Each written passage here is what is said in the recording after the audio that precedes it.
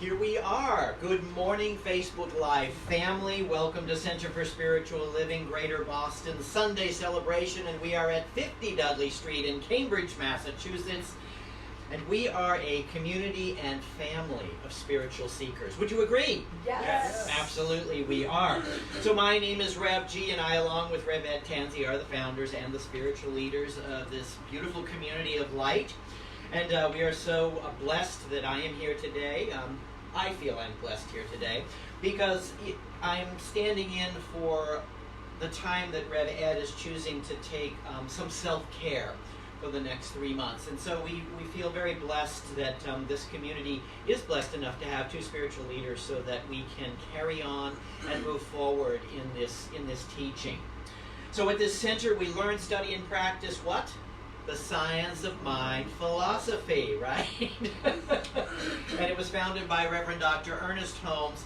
And it is the study of life and the nature of the laws of thought and how we're creating our reality using the nature of thought and how thought is bringing about the things that are going on in our world. Here we practice oneness and what that means and also all that it entails. Because oneness requires some work. Would you agree? Yes. It's not something we can just say, it's no big deal. We can just be one and say they're not one. Right? Because it doesn't work that way. So at this center, we honor all paths that lead to the God of one's understanding. So we can call it whatever we want. Because for many of us, the word God may not be a comfortable word. I know that I had to heal that word for myself because it had old ideas and old beliefs attached to it. So what I began with love. So if love works for you, to me, God and love are the same word. So use the word that resonates with your heart. That's the important thing. Because it's not about the word, it's about the understanding that this power, this presence, this intelligence, whatever you want to call it, this scientific principle, this quantum possibility field, is the reality that we are using all of our lives. We are constantly using this power. And here we are consciously aware of that, and we use it to create the life that we're meant to have. All of us are meant to have. Would you agree? Yes. Absolutely. We come together for that. So Ernest Holmes said that we are a teaching and a practicing order. So we not only teach classes, but we also practice what we learn in those classes. And that's what we do in our community. So if you have an interest in any of our classes on our Facebook family, just go to our website, cslboston.org, and you'll find out more about our community, what we offer, what we can offer you, and what you can offer us, because we all offer things to each other, do we not? Yes. We are here to share. Matter of fact, we just shared number 10 of our beliefs, and it was the eternal givingness, right? So it's remembering that we are constantly eternally giving and receiving, being in that reciprocal nature. So I would ask our Facebook Live family to consider, supporting our community financially by giving your tax-deductible gift to us, and you can do that right at our website, on the donate button within our website, cslboston.org. We are a tax-deductible organization, so it is something that works for all, a win-win, right? So that's what it's all about. So our community thanks you in advance for your support of this community. So as we move into, and we continue on in our 2019 theme of spirituality in action, this month is unity. I cherish the human family. Think about that. I cherish the human family. That's what we're doing this month. We're recognizing our unity and we're cherishing our human family, which sometimes can be uncomfortable, can it? Because there are those within our human family who tend to appear to be in a state of constant dysfunction. And that's okay. I came from a dysfunction. I don't think anybody comes from a functional family. There's always some kind of dysfunction somewhere. Would you agree? Yes. All right. And my talk this morning is unity. So we're going to be talking about unity and what that means. So, as I discuss this topic today, First of what I want to do is I want to talk about our October theme and where it came from. And then I want to go into losing the God of our understanding. Anybody feel like they lost God somewhere along the way at some point? Right? Or at least the God of our understanding, right? And then talking about unity and uniformity and what that means, and what that means to us as religious scientists. And then unity as a tapestry. I want to look at that. What does unity as a tapestry look like?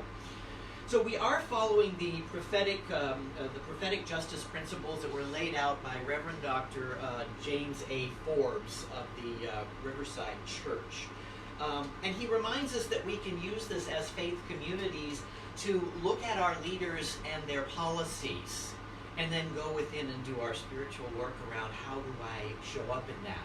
So what he says in his number 9, which is the one we're following this month, is cherish the human family. Does the policy practice good global citizenship involving respect for all cultures and nations and collective responsibility for the common good of the global community? Because like it or not, we're a global community. We are all affecting this planet with our consciousness. And so it's important for us to be a part of that global community. So these are great things to look at. He goes on to say, does it refrain from nationalism, militarism, or imperialism based on a sense of national superiority?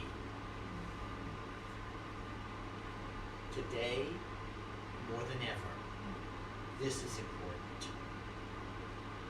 This is important because we see in the world, in our political world right now, that there's an idea out there that we are superior. The U.S. is superior. And that's not true. Because if we understand unity, which is what we're talking about today, then we can't be in any of those things, can we?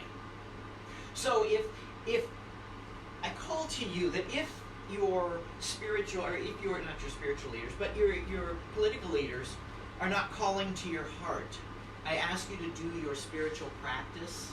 And when we talk about spiritual practice, it's go within, listen to your heart, ask the questions. Just watched a really great movie last night, beautiful movie, and Cloris Leachman was this character in the movie, and the girl is like sitting there. She goes, I don't hear God. I've never heard God. And all these things. She had lost her husband. She had never heard God. And Cloris Leachman said, you have to listen. And that's what we forget to do. So that's a part of that. So we go in and we listen and we say, is this what I see in the world? And if not, then it's where I need to do my action from there. This is spirituality in action. We look at this, we go within. Are my leaders doing that? And if not, then you need to look within and say, what is my place in making changes in the world? Does that make sense? Yes. But we do it from a spiritual center, because if we don't start with love, then we are causing issue in the world. So it's important to realize that. So this is a part of this whole idea of unity and cherishing the human family, because it's a very powerful realization. So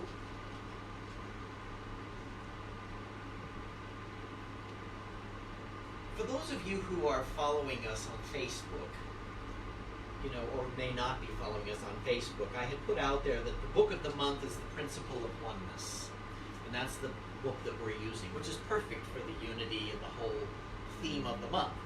And it's an excellent book, and I've really enjoyed reading parts of it, because it's just really, it really is more inclusive of ideas of what we talk about here. And I love that they just include quantum physics, and they include all of those little pieces that help me to understand the God of my understanding is so much more than what I imagined.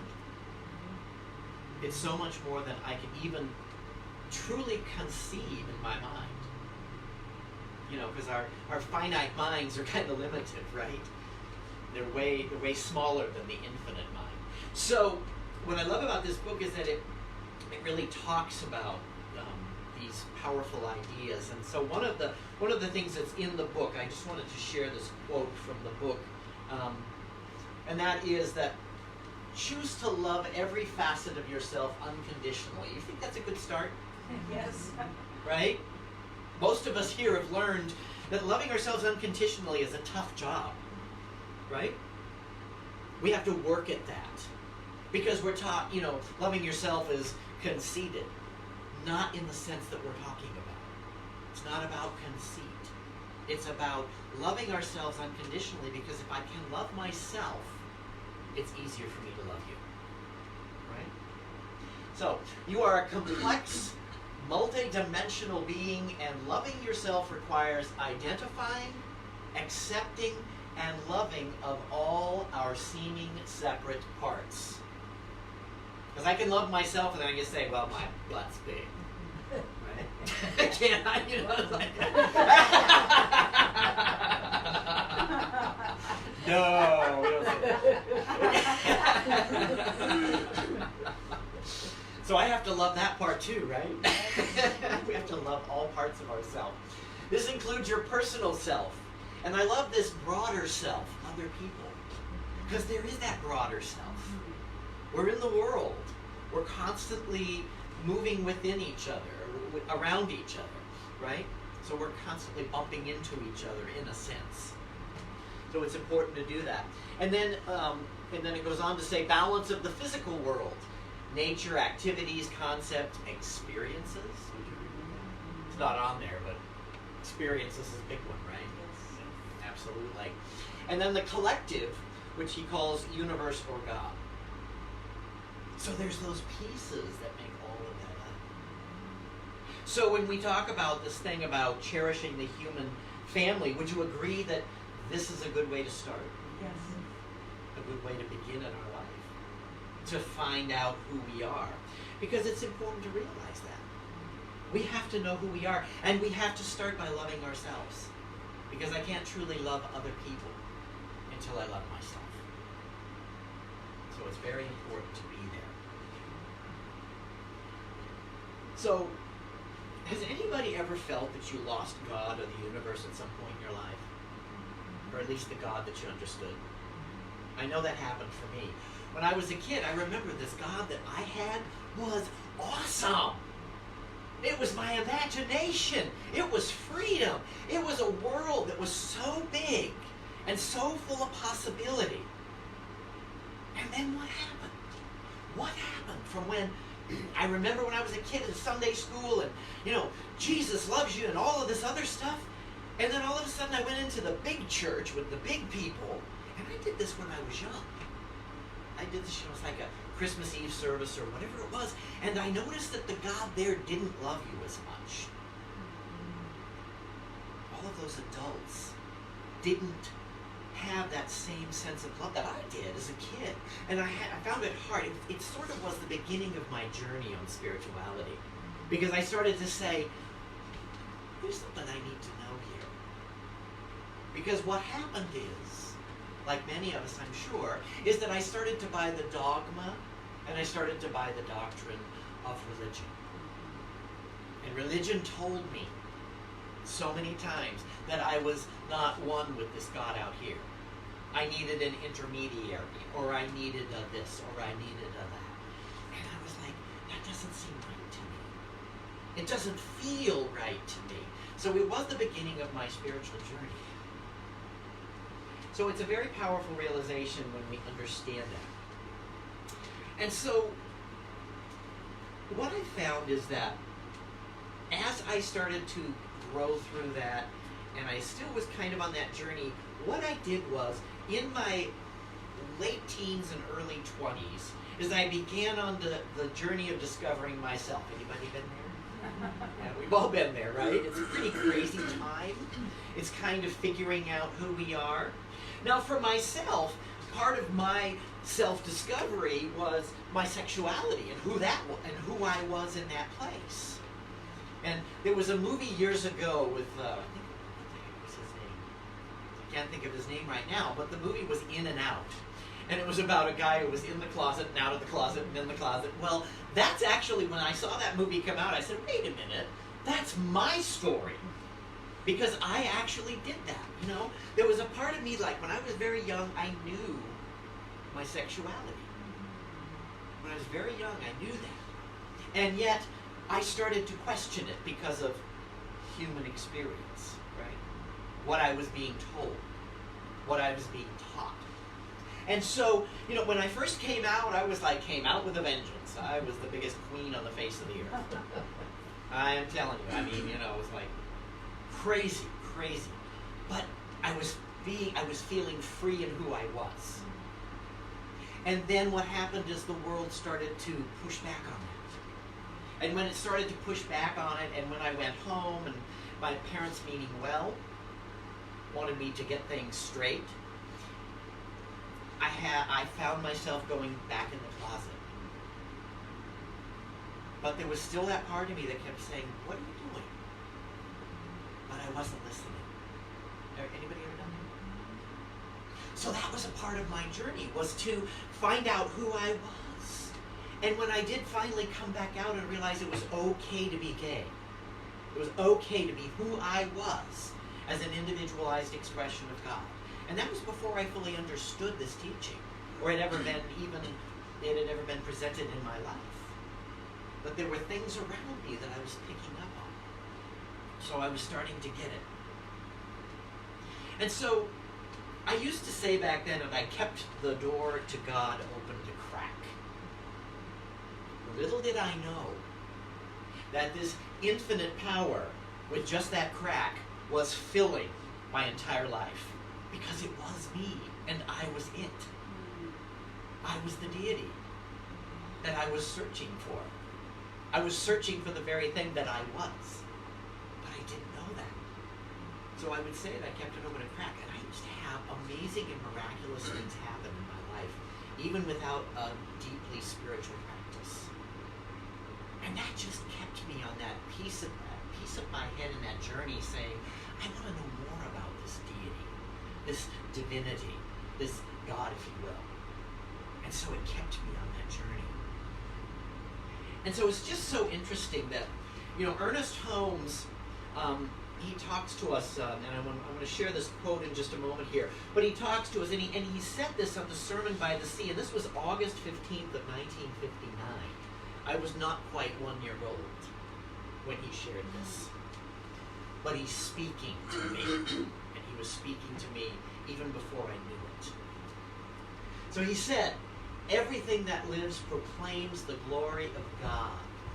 Every person who exists manifests the life of God. There is one spirit in which we live, one mind by which we think, one body of which we are a part, and one light that lighteth every human's pathway. So powerful.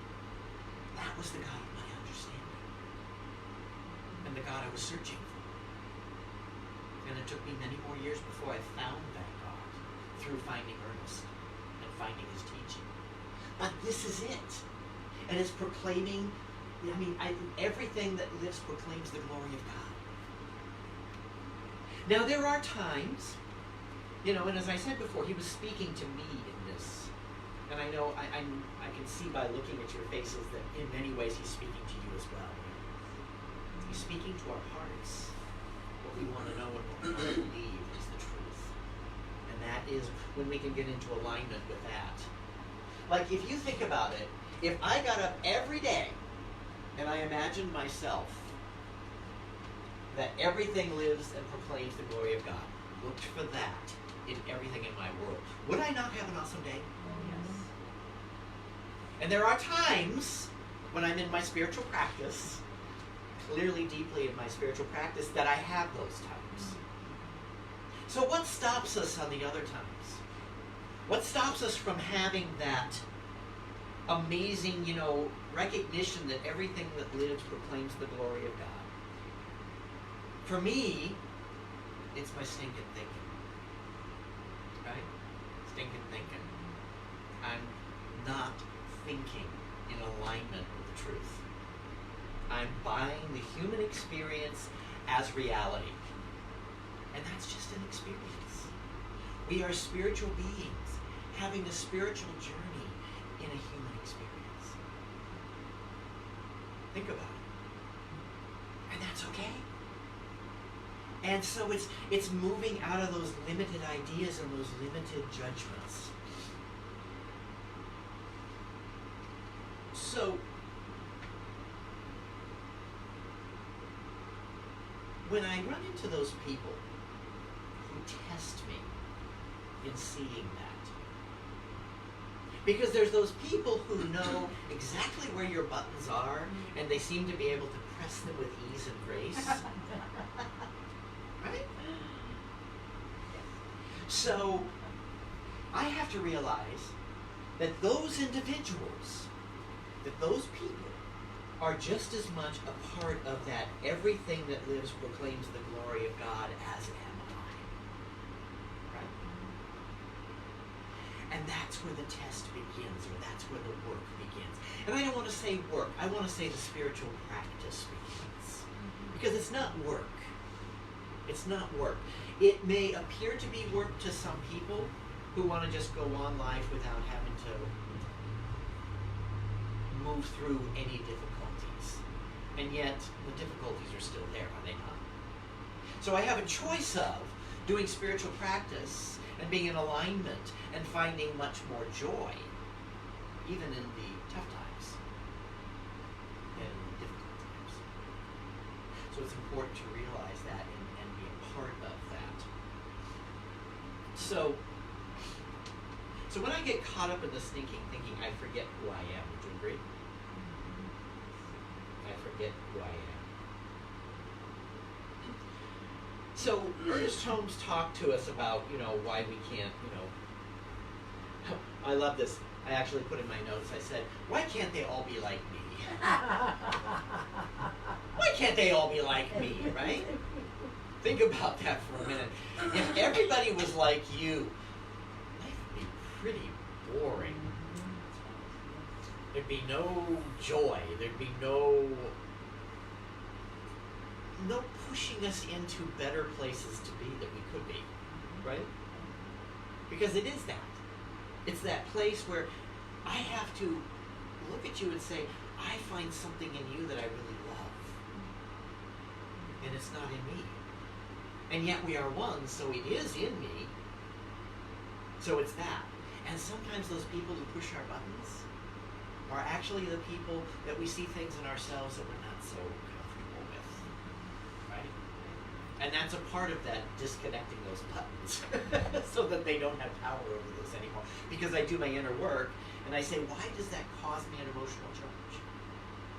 Why does that bother me so much? So Ernest Holmes tells us in this quote why it is that we're all so different and what it means. So he says, unity does not mean uniformity. Clearly. Right?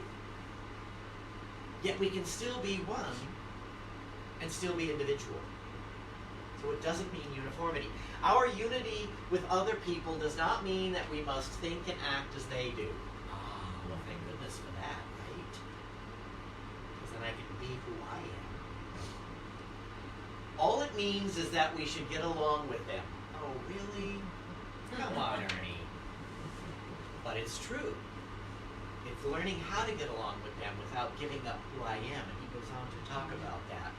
So he says, we should unify with everything while at the same time keeping intact and whole that God-given something at the center of our being, which is the spiritual ego. Powerful. It's powerful. I can love you, and yet I don't have to give up who I am as a spiritual being. That's the power. That's where it all lies, is in that understanding that I should unify with everything, and yet I still can maintain who I am. And how can I be strong in that maintenance of that who I am? Spiritual practice, right? If I'm doing my spiritual practice, I start my day with my spiritual practice. And every time that I say, oh, I'm too busy or I don't have time to, that day swirls out of control. Anybody experience that? It's like, oh my word, how does that happen? But it does. It does. So he's telling us here that Oneness does not mean sameness, right? And there are those that even in our movement at some points they were like, oh, well, we're all one. And that was like a cop-out. You know, oh, there's no problem with diversity in our communities. Well, if all you have is one color face in your community, there might be a little problem with your diversity in the community, right? Or if there's only one religious group, or only one, you know, if it's all of these, that it's like. And so for me, it's like, I know that Rev Ed and myself, we were always desiring a very diverse community, because that's where the beauty is. But there were those in our movement who said, you know, oh, well, you know, oneness, we're all one. So if they're not here, then it's just their problem. It's like, no, I think it's that you need to start working within yourself. What's in your consciousness that's holding that or limiting that from happening? Because that's how we see each other in a different way, is to get to know each other more. So, and this is why radical inclusion is so important. In that, you know, CSL Dallas, they call themselves a radically inclusive community. It's a powerful thought when you think about it. And it requires some natural bending on our own part to be radically inclusive. That means no matter who you are, no matter where you are on your journey, that I meet you where you are, but I don't hold that as your truth. Does that make sense? I can meet you where you are, but I don't have to hold that or accept that as your truth. Because I can know more for you. I can know that you are an ever greater expansion of more than what I see right now in this picture frame. Right? Because that picture frame limits how we see things, right? So, when I meet people where they are and I listen from my heart, I find all kinds of new stuff happening in my world. You ever notice that? You know, when I find, you know, hatred and things like that in the world, I realize that most of the hatred, if you really look at it, is because I don't know who you are. I really don't know who you are. Because if I really know who you are, if I really listen with my heart to your story and what you have to share, then I have opened up channels within myself to truly know you, and I can't hate you anymore. I can dislike you. Don't get me wrong. There can be things that no matter how much I want to love you, that you make it difficult for me to do so. Right? There are people like that in the world. And that's okay. Because I can still listen, and I can still be open to hear more. Because that's how we grow. That's how we expand in consciousness. Would you agree? Because we're working together to make things happen. So, the beauty of what he's saying here is that we don't have to think and act as others do. We can still retain this beautiful, perfect spiritual ego. I call it my divine heart. But it's that place of love that exists within us, which is the power. That's where the power exists. So most importantly is to understand that I am not giving up my own inner divinity or spiritual ego when I meet you where you are and don't accept that is your truth. Powerful thing. Because I heard someone say recently that, you know, I don't meet them where they are. I hate that. And I was like going, but how can I meet you if I don't meet you where you are? And I was so surprised and so shocked at that. But I said, I can meet you where you are, and I can hold a higher consciousness for you. I can know the God of you, despite what the outward appearance is. And if I am trying to know the God of you through this meeting you where you are, then I'm opening a channel, am I not? I'm opening a possibility of a shift in consciousness for each individual that I touch in my life. And some of it, the touch may be very minor. It doesn't have to be a big thing. It can just be a smile to a stranger on the street. Or acknowledging someone who is homeless. Just acknowledging them. You don't have to say hi, you don't have to do it, but just to look into their eyes and see them. Does that make sense? Because you've shifted something. You have actually taken a moment to look at the God within and open something different.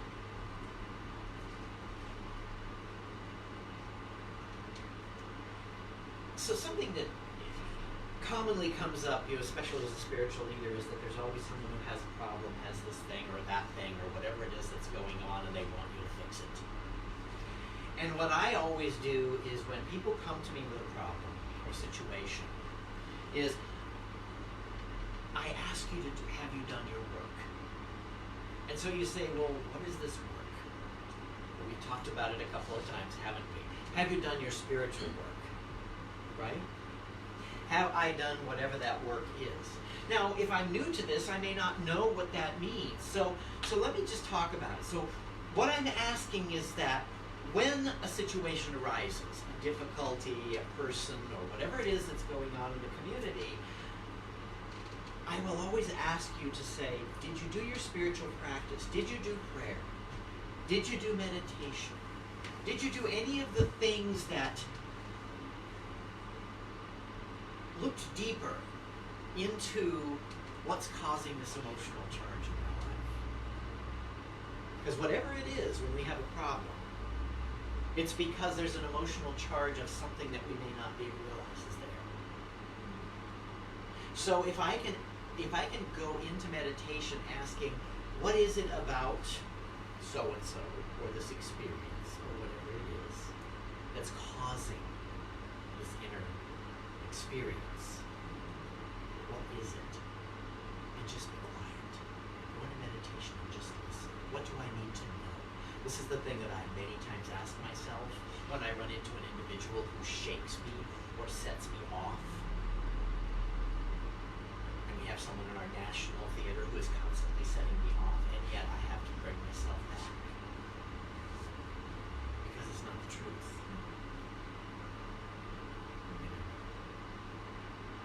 Someone in class said, the one who will not be named, and I love that. Because I'm giving no energy to that whatsoever, and I believe he's sitting right here, Jim. Who said, he who will not be named. And I love that. So it's realizing that we start there. And then once you get a feel for that, it opens a possibility. Right? And so what I say to you is that the next step is have a conversation. Have a conversation. Not a difficult conversation. Not a courageous conversation. A conversation. Because if I make it difficult, what have I set in intention? It's going to be a problem. It's going to be hard. I'm going to have all this stuff going on inside of me. Right? Instead, it's just a conversation. I want to understand better you, and I want you to understand me. And so you step into this after you've done your spiritual work in a much better place. Now, granted, there may be individuals that it's hard to do that with, right? So we can call upon a practitioner to maybe come and mediate in the conversation, can't we? Right? Or your minister. I'm happy to do that. But it helps to have, sometimes it helps to have that other individual there who is just neutral so that you feel safe. Because it's setting that safe space. That goes back to what we talked about our first thing of who we are, right? As an organization. A safe, nurturing, spiritual community, and so on, right? So, if I do those two steps, I'm going to find out that things shift a lot. Would you agree? With whatever the difficulty was or the problem was. Because a lot of times what's happening is that emotional charge is coming from within me. Because it's something in me that's bothering me. And that individual is only there to bring that up and awaken that in you. To take a look. What do I need to look at? Are there places where I behave in that manner? So we ask ourselves all of these questions, and it's so much easier. And again, like I said, if I know you, if I have a conversation with you, I can't hate you.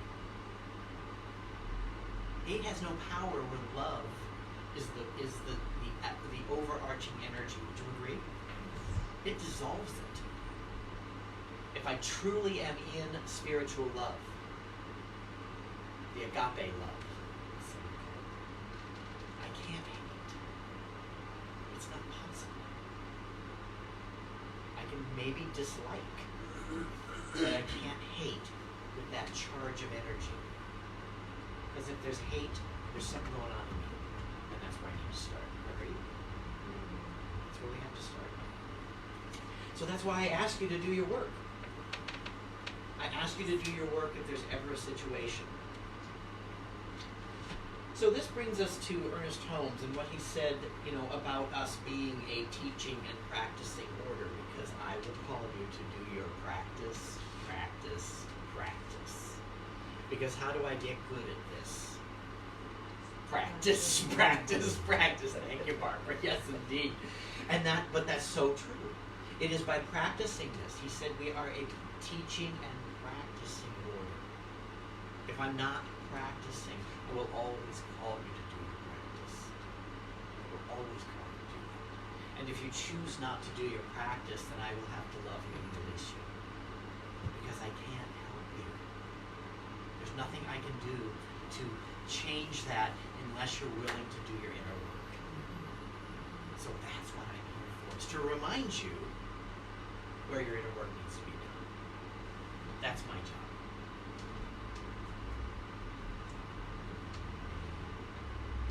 So,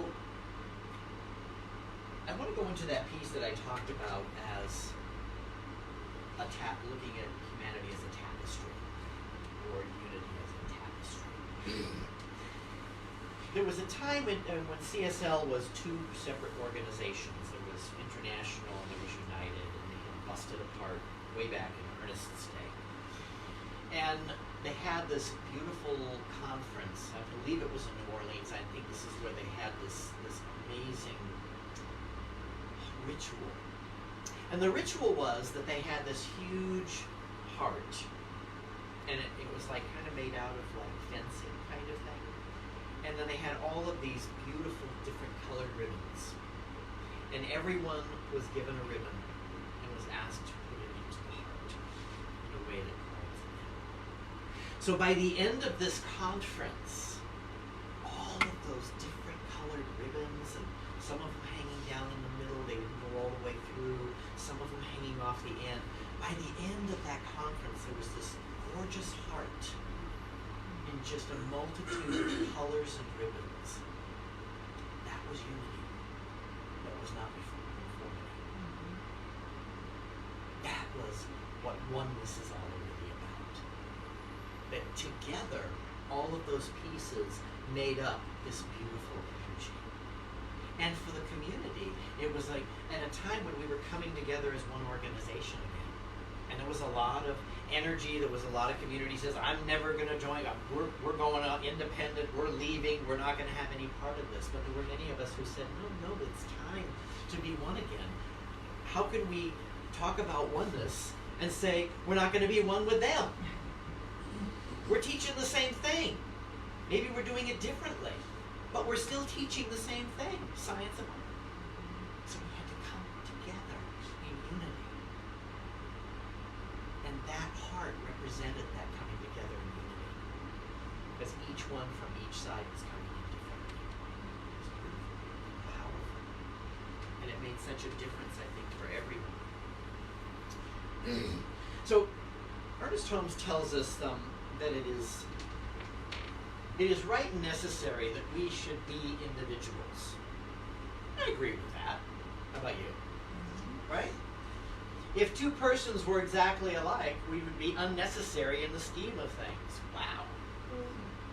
So if you were exactly like me and I was exactly like you, one of us is necessary.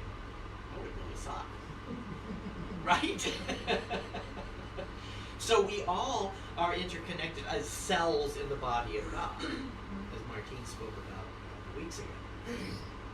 So, that was last week. Last week, Martine spoke about that. So Emerson said that imitation is suicide. And I agree with him on that. If I am imitating something, I'm not being me. I can certainly take ideas and use them and make them mine. But if I'm just imitating something, I just become like the parrot that keeps talking back and saying the words that we teach it, right? So the divine spark never made any two things alike. No two rosebuds or bushes, two snowflakes, two grains of sand, nor two persons. We are all just a little unique, for each wears a different face, but behind each is the one presence, God. So that goes back to what I was just talking about, right? We need to constantly look for the divinity within everyone we come in contact with. And it's a test. But there is divinity there. It can't not exist. Because there is no separation. There is only oneness. And that's what he's reminding us of. That though each one is unique, each one appears differently, each one behaves differently, there is still the same universal presence in each and every one. And that's the important thing to realize. So the first thing to remember is that we never lost God or the God of our understanding or the universe, okay? I think we pretty much know that. That we have never lost that. We're just remembering it now. We're taking the time to remember what we forgot when we came here. Because I know that when I was a kid, I got it. But then I grew up. And now I have to work at remembering it. But it's worth it, isn't it? It's worth every minute we spend remembering who we are, and that we are constantly expressing that when we remember that. So that's what we do here. We remember who we are. So this being true, it is also truth of all of you who come in contact, all who you come in contact in every minute, every hour, and every day. We have to remember that. We have to be there. And we have to remember that even those who are pushing our buttons, that they also are one with that. And I always remind you that remember they didn't install the buttons. So it's up to you to disconnect those buttons. If there's an emotional charge, go within, do our work. And if you find that you can't do it alone, call on a practitioner, call on a minister, work on it. It's worth the look because it frees you to really show up in your fullness and your wholeness. And that's what we want to do. So as I said before, we always start within. So we begin within, and then we work our way out into the world, into conversation, into understanding, into all the things that allow us to be more of who we are. And who are we? Who are we? We're a spiritual community. We are love, life. But ultimately, who is each one of us? Thank you. An individualized expression of the divine. Think about that. It's a lot of responsibility. But I'll tell you what, when I'm there, it feels so good. Would you agree? When I can remember who I am, I could never stop being a minister in this teaching. I may retire, but I could never stop being a minister in this teaching because I have to do this for the rest of my life. It means too much because I see life so much better, and I touch that child who knew the God that was miraculous. Every time that I do my spiritual work, I touch the face of the God that child understood. Would you agree? It's going back and re-remembering who we are. So, as we continue to do this work, we open conversations, and I can't be in judgment if I understand who you are. Would you agree? And I always remember Reverend Dr. Ann Martin, who was my first teacher in Unity, and she always used to say, she said, so you've made that judgment. You know you just bought that, right? Because as soon as you judge something, you create it as your truth. So when you're making a judgment, think about it, stop and say, is that what I really want? Because most times, if it's judgment, it's not. And God doesn't judge us. We're the ones doing the judging. So judge not. Thee thyself will not be judged. Paraphrasing the Bible. So, but that's the power. So, once you feel you have completed your spiritual practices, you can have that conversation. And when you have that conversation, I always recommend you listen with the heart, because if I'm in that heart space, I'm in that love space, and I can truly hear you. And in that love space, because love transcends everything and dissolves hate, I am opening to a greater place. And if I listen, do I listen waiting to respond? Or do I listen and just be present? Because we're taught to listen preparing to respond, but I'm not listening if I'm preparing to respond. So that's moving into that heart and getting the head out of the way. Because the head is the thing that's got us in the most trouble in our lives. Right? So I'm going to ask you, are you willing to join me in doing this practice, doing our practice? Begin with Him. Listen, ask questions of the divine. It will always answer. It is always answering us. But if we don't take the time to get quiet and listen, we miss the answer. Sometimes when I pray, I love this, and I got this from my mentor, Rev. Trish Hall. She said, when you pray for something, for clarity or guidance, she says, ask that God provide it in a big red neon sign so you don't miss it. And I thought, I like that. Because oftentimes, we'll do our prayer work and then we'll get off into the doingness of things and we miss it. Right? So asking for that big neon red sign, I will find it. It will find me. And I will see it and I won't miss it. And you can do that. Prayer should be fun. It shouldn't be a drudge. I did that. I don't do drudgery anymore. I do joy. Because it's about feeling and knowing that there is amazing love and light and joy in the world and we can all have it. Isn't it? Let's take it. Take it in consciousness. So will you join me in this week in doing spiritual practice when you find yourself in a conflict or a difficulty in your life? Yes. All right.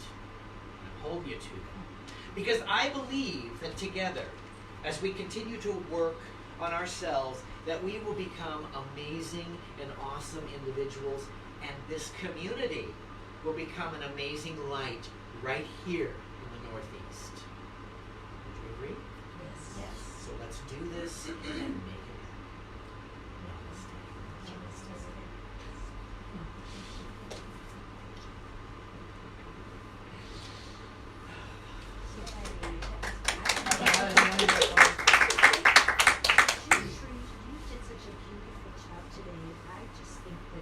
You'd like me to treat I you? think because you Thank did you. wonderful. I will do that. I will do that. So let's come together in spiritual mind treatment, which is our form of scientific prayer. We no longer say affirmative, we say scientific. So let's just take a moment here to move within. And what I'm going to pray for today is the purpose of each one here to feel the beauty and the light of the divine in every situation and to be willing to step into the spiritual work to bring about peace and balance and harmony in each world. And so right here and right now, I recognize that there is one infinite universal power, one presence, one light, one love, one joy, one peace, and one perfection. And that this peace and this perfection is the allness of the universe. It is the Mother, Father, God presence. It is the quantum possibility field. It is the absolute scientific principle that is of modern science calling forth that everything is alive with this energy. This energy that I call the Mother, Father, God is awake and aware and alive in all of creation because it is the very source. It is the very substance. It is the very energy of the universe that is awake right here and right now in this moment and in every moment that precedes it. Constantly expressing itself as itself in its individualized expressions. Therefore, I know that it is expressing as me. I am one of these individualized expressions of this one power, and I recognize that all of the infinite good of the universe is awake and aware and alive in me. And as I know this for myself, I know that through the power of oneness, that it is the absolute truth of each one in this room. It is the absolute truth of anyone who is watching us right now on the either in the archives or right now live on Facebook. I know that this energy is absolutely one with all that there is. And that it is expressing out from this room into this community, into this world, into this universe, because that oneness does not limit itself to simply this room.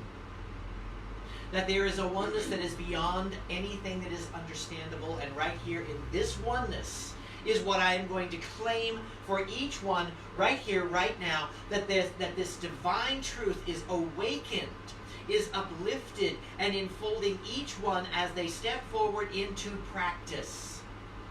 And that the practice of the divine for each one is easy and effortless, and each one moves into it knowing that there is an answer to any conflict, to any situation that it seems out of alignment.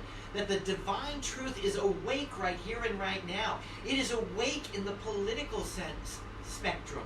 It is awake in the world right here and right now. And it is calling forth a greater expression in each life here. And I know that it is calling each one to hear and understand more of this divine presence, more of this divine good. And so I claim all of this right here and right now. I claim this infinite truth to be revealed into form for each one right here and right now. I am so profoundly grateful and so thankful in the realization that it is always the divine desire to give the gift. That the divine givingness is constantly expressing itself right here and right now in and as and through everything.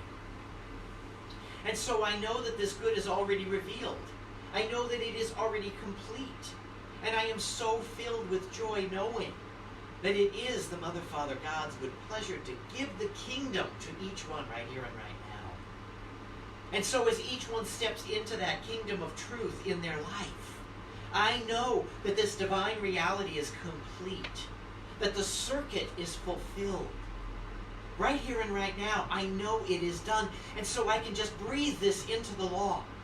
I can breathe it into the law of absolute activity, knowing that the law has already activated itself by these very words and has come into form, has come into expression right here and right now.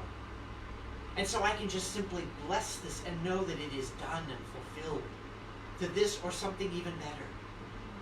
Or something that is calling to a heart that has not been spoken, that is being fulfilled in that time right now. It is done.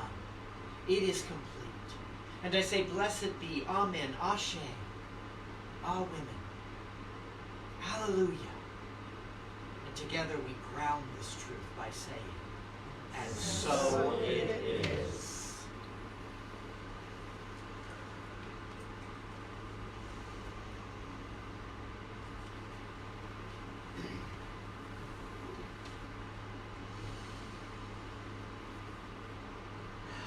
So let's do our affirmation. This was done by me. Rev G, CSL Greater Boston. Our affirmation, let's read it together. My consciousness of perfect unity is now in alignment with Spirit.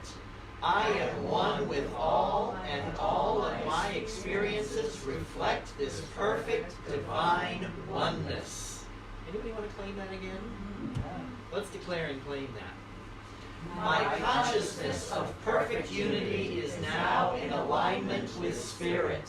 I am one with all, and all my experiences reflect this perfect divine oneness. Yes. And that will be on our Facebook page tomorrow morning. So if you want to use that through your week to keep you in alignment with what we talked about today. Perfect opportunity.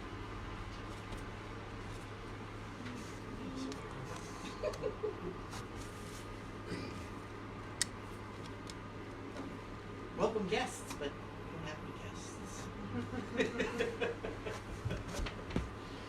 So